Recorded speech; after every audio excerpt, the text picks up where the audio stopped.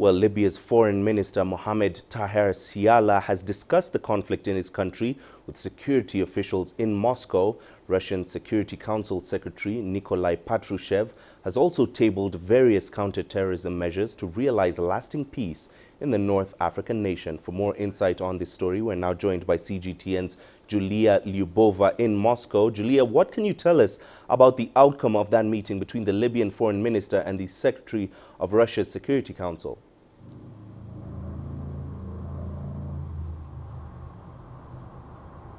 Yes, indeed. Libya's Foreign Minister Mohamed Taher Siala met with the Secretary of Russia's Security Council in Moscow on Thursday, and following the meeting, the Security Council of Russia released a statement and said that the two parties discussed the conflict in Libya and said that they also discussed counter-terrorism measures.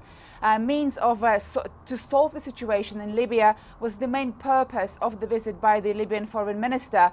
And also later that day, Libya's Foreign Minister has met with Russia's Deputy Foreign Minister Mikhail Bogdanov in Moscow. And again, the focus of that meeting between the two sides was the development of the situation in Libya and solving the conflict. And Julia, what role exactly is Russia playing in resolving the political crisis in Libya?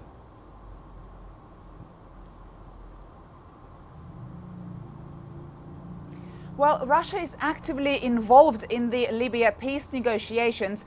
It maintains contacts with all the parties in Libya, and it regularly invites representatives of rival administrations to Moscow.